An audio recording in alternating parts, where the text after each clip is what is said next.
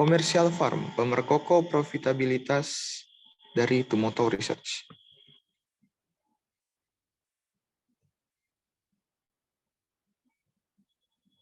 Kami memberi rating buy pada PT Java Comfy Tbk dengan upside potensial sebesar 59%. Nah, hal ini dikarenakan profitabilitas Java yang kuat dan resisten terhadap ketidakpastian kondisi global sendiri.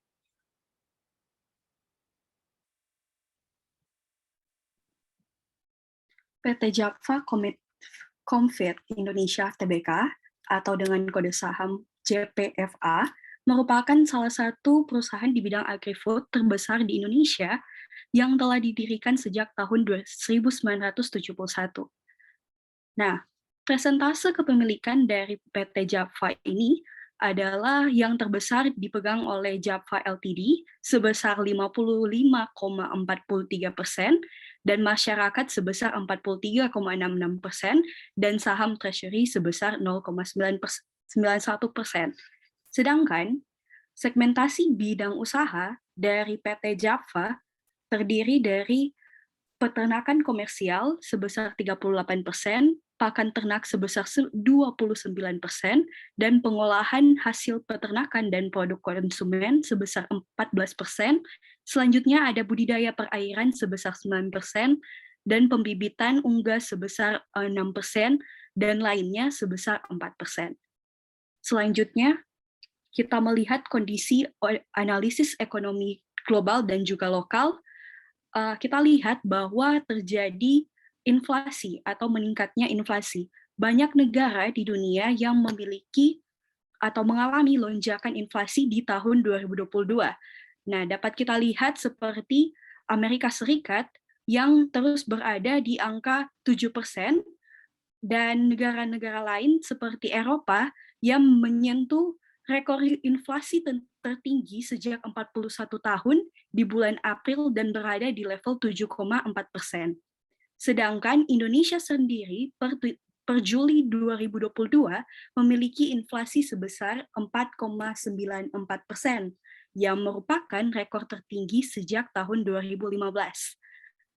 Dan menurun di bulan Agustus sebesar 4,69%. Nah, selanjutnya kita melihat ada konflik Rusia dan Ukraina. Nah, keberlangsungan konflik Ukraina dan Rusia ini mempengaruhi kenaikan harga komoditas pangan yang akhirnya cukup bergejolak, termasuk kedelai dan jagung, yang dimana bahan ini digunakan sebagai bahan baku untuk penggunaan bahan pakan atau pakan ternak. Nah, per 2020 sendiri, Ukraina menduduki masing-masing peringkat 4 dan 5 eksportir jagung dan kedelai terbesar di dunia, dengan market share pada komoditas jagung sebesar 12,8% dan kedelai sebesar 1,14%. Nah, selanjutnya kita melihat GDP dari Indonesia. GDP dari Indonesia, ekonomi Indonesia ini beranjak pulih semenjak tertekan oleh pandemik, dan pada triwulan kedua pada tahun 2021 itu ada pertumbuhan sebesar 7,7% dan terus bertumbuh positif hingga tahun 2022 ini pada triwulan kedua itu mencetak pertumbuhan sebesar 5,44%. Nah, sedangkan di sektor pertanian dan peternakan memberikan kontribusi sebesar 9,85% pada GDP total dan juga mencatat pertumbuhan positif mencapai 1,08% year on year. Nah, selanjutnya kita melihat kondisi kenaikan suku bunga. Sepanjang tahun 2022, The Fed telah menaikkan suku bunganya sehingga berada pada kisaran 2,25% sampai 2,5%. Nah, selanjutnya kita melihat di Indonesia. Di Indonesia sendiri, Bank Indonesia telah menaikkan suku bunga acuan menjadi 3,75%. Nah, apa dampaknya melihat tingginya inflasi dunia sekarang, maka ke depannya besar kemungkinan suku bunga akan terus dinaikkan sampai inflasi yang terjadi ini melandai. Selanjutnya kita melihat dalam tinjauan industri dan juga posisi persaingan. Dari sisi konsumen ayam atau konsumsi ayam ini cukup tinggi di Indonesia. Kita lihat data yang ada dari OECD, FAO, pada tahun 2017 sampai 2019 terjadi peningkatan konsumsi daging ayam pada tahun 2021, yaitu 8,1 per kapita.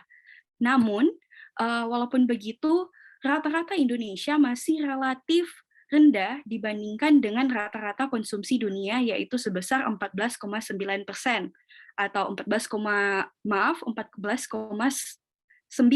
kilogram per kapita. Nah, hal ini menunjukkan potensi pertumbuhan yang cukup besar untuk di Indonesia. Selanjutnya kita masuk dalam fluktuasi harga ayam. Selama tahun 2022 terjadi fluktuasi pada pergerakan harga ayam, yang di mana harga ayam menanjak naik pada awal bulan Januari dan memuncak di Mei 2022 sebesar 38.700 per kilogram. Nah, hal ini merupakan sentimen negatif karena akan menurunkan harga jual ayam, namun dengan harga yang perlahan kembali normal, berpotensi untuk menaikkan kembali daya beli dari masyarakat. Nah, selanjutnya kita masuk dalam, kita melihat biaya logistik. Dengan keadaan yang sekarang, biaya logistik ini meningkat, di mana kelangkaan kontainer, kapal kargo, dan kenaikan harga logistik ini mempengaruhi harga bahan pakan impor. Laporan dari UNCTAD ini menyatakan bahwa lonjakan tarif kontainer dapat meningkatkan harga impor global sebesar 11% dan tingkat harga konsumen sebesar 1,5%. Nah, penyebabnya atau akibatnya ini lonjakan ini akan menaikkan biaya logistik yang berkontribusi terhadap kenaikan harga kedelai maupun jagung. Nah, selanjutnya kita melihat ada program cooling atau program culling untuk DOC dalam rangka menjaga harga ayam tetap stabil dan untuk penyelesaian masalah oversupply pada day old chick atau DOC, maka pemerintah melakukan program pemusnahan atau culling. Nah, selanjutnya kita masuk dalam five quarters analysis. Jika kita melihat, yang pertama ada rivalry among existing firms. Persaingan antar perusahaan di industri poultry ini cukup tinggi di Indonesia, dikarenakan pemain pasar di industri poultry sedang bersaing untuk menjadi eksportir. Nah, kita dapat melihat pesaingnya seperti Cepin, Main, WMUU. Nah, tapi dari segi penjualan domestik, JPFA stabil mempertahankan posisinya sebagai market leader kedua setiap tahunnya dalam industri poultry dan DOC. Nah, selanjutnya kita melihat dalam threat to new entrants. Kita dapat melihat bahwa JPFA memiliki keuntungan sebagai salah satu first mover dalam industri, dan sehingga dengan berdirinya sejak tahun 1971 menjadikan JPFA ini telah membangun reputasi dengan baik dan dikenal oleh masyarakat selama berpuluh-puluh tahun, sehingga menjadikan JPFA ini sebagai salah satu market leader dalam industri. Nah, kita lihat dalam bargaining power of supplier. Untuk bargaining power supplier itu bahan baku seperti kedelai dan jagung ini masih mengandalkan dari impor, sehingga melihat kenaikan harga kedelai dan jagung saat ini, maka supplier juga memungkinkan banyaknya permintaan yang harus dipenuhi terhadap pembeli, termasuk dengan JPFA sendiri. Selanjutnya untuk threat of substitute product. Kita melihat bahwa konsumsi daging ayam diprediksikan akan meningkat, tetapi bukan berarti daging ayam sulit untuk digantikan dengan produk sumber protein yang lain. Karena kita melihat bahwa ada beberapa produk substitusi yang lain yang lebih murah daripada daging ayam. Selanjutnya, untuk bargaining power of buyer, itu seiring bertambahnya pendapatan per kapita dan pertumbuhan penduduk, hal ini akan membuat konsumen dan daya beli akan terus bertambah. Nah, hal ini membuat supply poultry dibutuhkan dalam masyarakat untuk dikonsumsi dalam jumlah yang banyak, dan perusahaan tentunya di sektor poultry yang masih tergolong sedikit, sehingga minat masyarakat juga terpaku pada beberapa produk saja.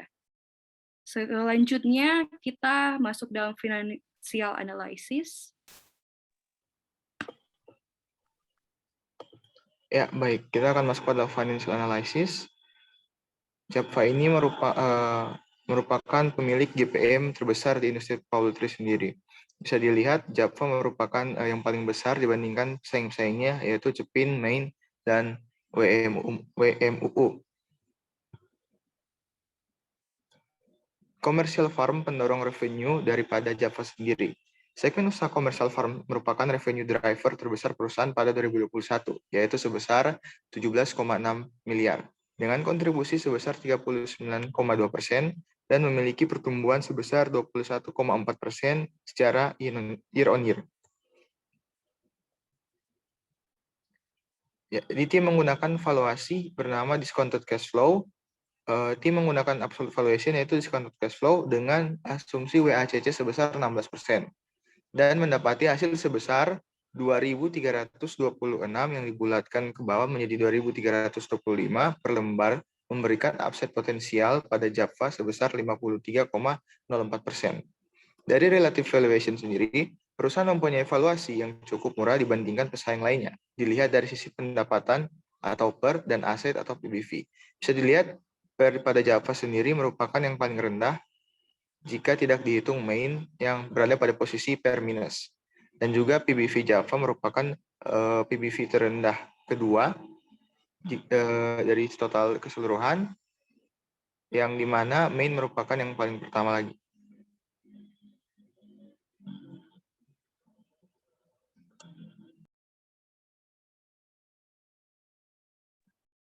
Baik, untuk risiko investasi, ada 4 risiko investasi dari Japfa sendiri. Yang pertama ada harga bahan baku. Mitigasi yang dapat dilakukan oleh perusahaan adalah dengan menggunakan bahan baku lokal serta memastikan kualitas dari bahan baku lokal juga. Kedua, ada persaingan. Mitigasi yang perusahaan dapat lakukan adalah dengan mempertahankan cerita dan reputasi perusahaan. Salah satu contohnya adalah dengan mempertahankan relasi dengan seluruh stakeholder yang ada.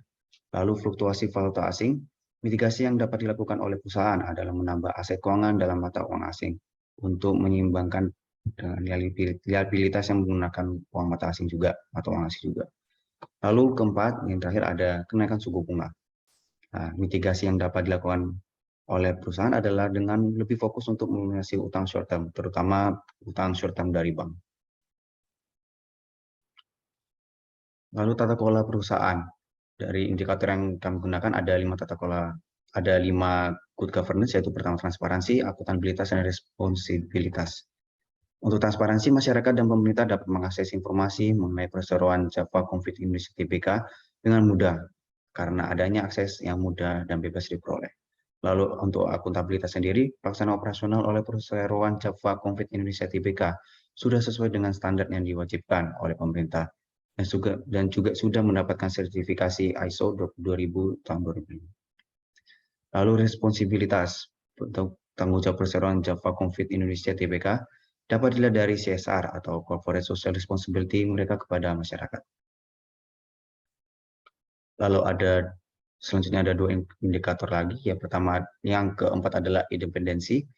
Pelaksanaan operasional oleh perseroan Japfa Confit Indonesia Tbk sudah sesuai dengan standar yang diwajibkan oleh pemerintah dan sudah mendapatkan sertifikasi ISO 22000-2005. Lalu yang terakhir, indikator terakhir ada kewajaran atau kesetaraan. Perusahaan menyatakan bahwa mereka tidak membedakan gender, asal-usul, agama, dan keyakinan yang dianut.